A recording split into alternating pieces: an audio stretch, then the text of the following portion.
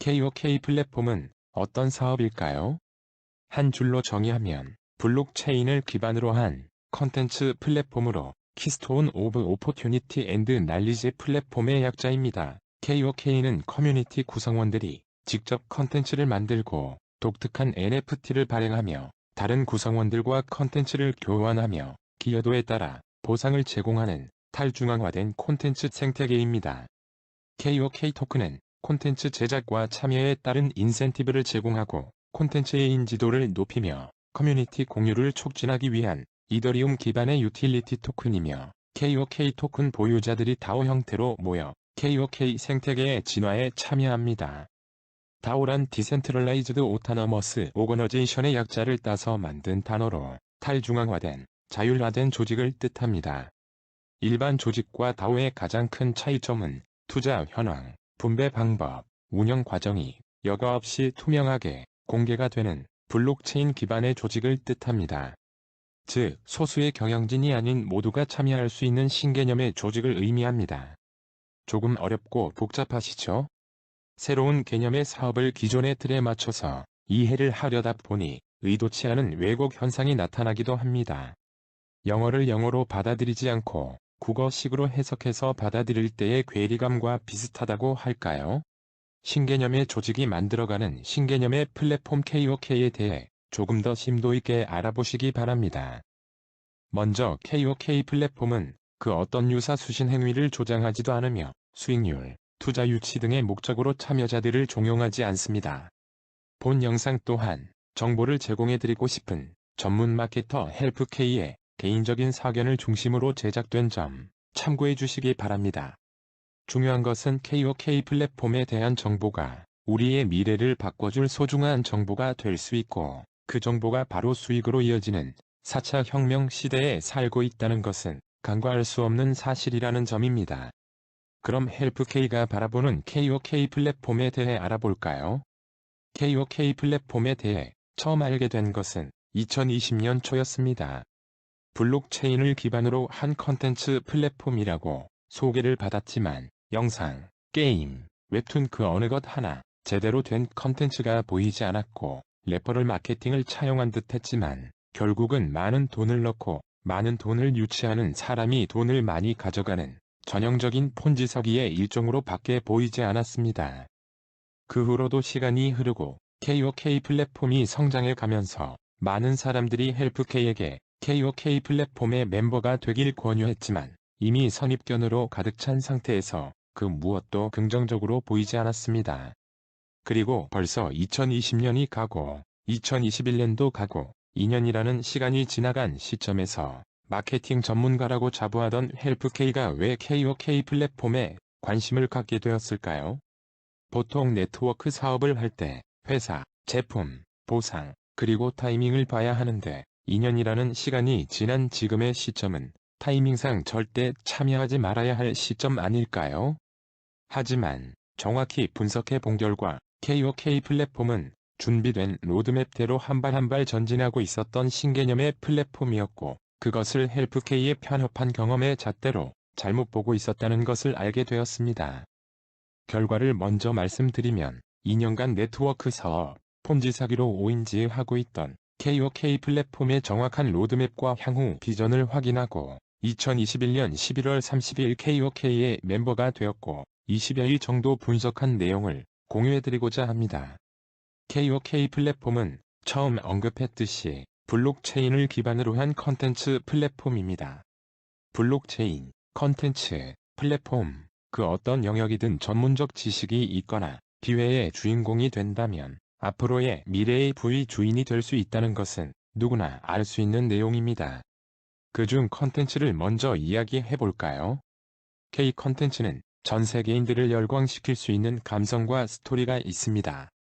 이미 많은 부분에서 검증이 되고 있지만 넷플릭스 역사상 처음으로 서비스되고 있는 83개국 전체에서 1등을 한 최초이자 유일무이한 컨텐츠, 바로 오징어 게임을 알고 계시죠?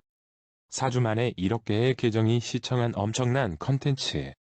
혹시 넷플릭스는 한 계정당 최소 5명이 함께 이용할 수 있는 것을 알고 계신가요? 그럼 1억 개의 계정은 최대 4에서 5억 명이 될 수도 있는 상황입니다. 그럼 이런 어마어마한 기록을 만들어낸 오징어 게임의 성공 요인은 무엇일까요? 1. 탄탄한 스토리. 2. 뛰어난 연기력의 출연진. 3. 넷플릭스의 제작비 지원. 4. 전 세계적인 넷플릭스 유저. 각각의 정답은 다르겠지만 좋은 컨텐츠가 충성도 있는 유저가 풍부한 플랫폼을 만난 결과라는 것은 누구도 부인할 수 없는 사실입니다. 오징어 게임이 숨은 비화를 보면 내용은 좋지만 선뜻 투자하겠다는 곳이 없어 10년이 넘게 제작 시도조차 못했던 컨텐츠였습니다. 다행히 넷플릭스라는 글로벌 컨텐츠 플랫폼을 만나 지금의 영광을 누릴 수 있게 된 것입니다. 하지만 아쉽게도 오징어 게임의 성공 이면에는 우리가 꼭 짚고 넘어가야 할 부분이 있습니다. 첫 번째, 오징어 게임에 200억이라는 비용이 투자되었지만 그로 인해 발생한 24조 원의 시가총액 증가는 고스란히 넷플릭스의 몫으로 돌아갔습니다. 아무리 좋은 컨텐츠를 만들어도 그 수익은 거대 공룡 플랫폼이 독식하는 구조, 하지만 울며 겨자 먹기식으로 그 공룡의 선택을 기다려야 하는 구조. 우리의 K 컨텐츠를 응원하고 함께 성장할 우리의 플랫폼이 꼭 있어야 하는 이유입니다. 두 번째, 넷플릭스가 서비스되고 있지 않은 중국에서도 오징어 게임이 불법으로 유통되며 60여 개가 넘는 사이트에서 영상이 공유되고 어마어마한 컨텐츠 관련 굿즈 불법 제작으로 인해 중국이 엄청난 수익을 올리고 있는 상황. 컨텐츠의 저작권이 보호되지 않는 이런 현실을 어떻게 받아들여야 할까요? 이런 불법적인 유통을 원천적으로 차단할 수 있는 블록체인 기반의 플랫폼이 꼭 있어야 하는 이유입니다. 물론 그럼에도 불구하고 KOK 플랫폼이 이러한 상황을 해결해 줄 수 있는 현실적인 또는 유일한 대안이냐 라고 반문하시는 분이 많이 계십니다. 헬프K 또한 그런 입장에서 사업에 동참하지 않았던 것도 사실이고요. 플랫폼을 만드는 것은 누구나 할 수 있지만 유저를 모으고 그 유저들의 높은 참여도를 통한 파괴력을 내는 것은 결코 쉬운 일이 아닙니다. 우리가 쉽게 경험해왔던 여러 가지 플랫폼을 살펴볼까요? 1. 카카오톡. 카카오톡은 문자 한 통에 20원씩 비용이 나가던 시절 문자를 무료로 쓸 수 있게 해준다며 야심차게 통신 3사의 도전장을 내민 꼭 필요하지만 너무나도 무모해 보였던 신생업체였습니다. 걸핏하면 통신사와 소송에 휘말리고 저러다 곧 사라지겠지라는 우려를 증명하되 그 당시 적자폭이 300억이 넘어갔다라는 기사도 있었습니다. 그런 시절에 카카오에 투자를 하라는 제의를 받았다면 당신의 선택은 어땠을까요? 2. 쿠팡. 대한민국의 새로운 쇼핑 패러다임. 바로 소셜커머스라는 이름으로 등장한 회사.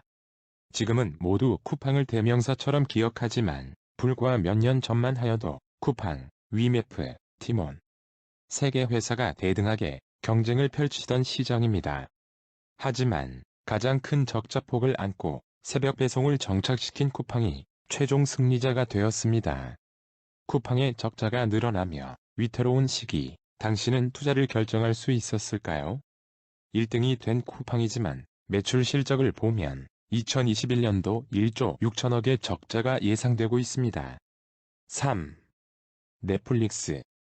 전 세계 83개국에서 서비스되며 오징어 게임을 발판으로 제2도약을 한 컨텐츠 플랫폼.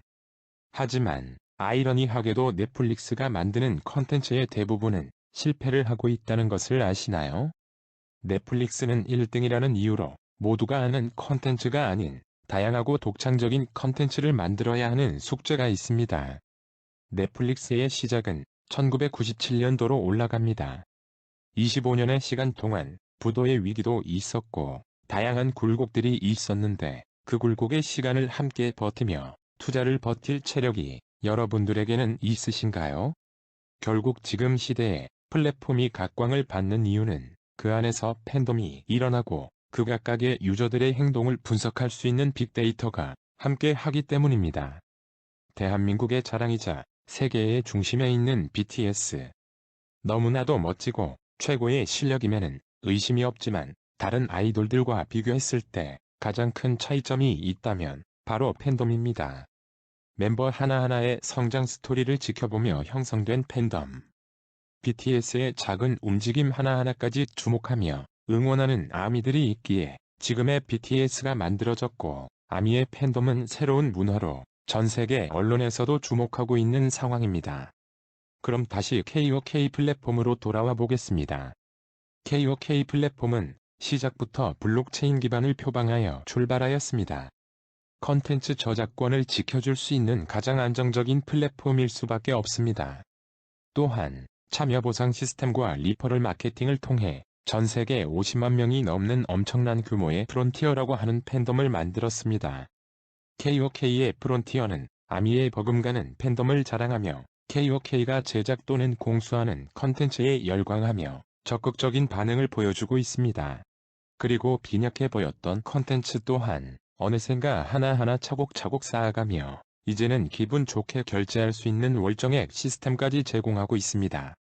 0.14불에서 시작된 KOK 코인은 2년간 지속적인 우상향 그래프를 그리며 현재 6불이 넘어가며 그동안 KOK를 응원하며 함께 해온 프론티어들에게 어마어마한 수익으로 보답하고 있습니다. 그리고 2022년 KOK 플랫폼 안에는 메타버스가 준비되고 있고, 그 안에서 KOK 토큰을 통해 QR 결제가 가능한 결제 시스템 장착도 완료되었습니다. 물론 100% 성공을 보장할 수 있는 것은 이 세상 어디에도 없습니다. 하지만 분명한 것은 KOK 플랫폼은 많은 것을 준비해왔고, 약속한 방향에 따라 한 발 한 발 전진하며 지금의 결과를 만들며 미래를 준비하고 있다는 것입니다. 사업을 선택할 때 어떤 사업이든지 되는 이유와 안 되는 이유가 있는데, 그동안 안 되는 이유가 넘쳐났던 것은 헬프K의 선입견과 경험해보지 못한 세상에 대한 무지가 아니었을지 반성해봅니다. 간혹 그런 생각을 해보진 않으셨나요? 왜 우리 부모님은 강남에 땅 하나 사놓지 않으셨을까? 왜 삼성전자, 네이버, 카카오 같은 주식을 사놓지 않았을까? 그런 생각을 하는 나는 왜 같은 모습으로 살아가고 있을까? 미래는 선택입니다. 얼마나 빨리 가느냐 보다는 정확한 방향을 설정하고 조금씩이나마 앞으로 가는 것이 중요합니다. 나의 미래를 바꿀 수 있는 기회가 될 수 있는 정보. 바로 KOK 플랫폼입니다. 지금 내가 어떤 위치에서 무슨 일을 하는지는 중요하지 않습니다. 정확히 알아보신다면 그 정보 획득만으로도 충분히 가치 있는 시간이 되실 것을 약속합니다. 할 수 있는 만큼의 최선이 가능하다면 지금 바로 알아보세요. 감사합니다.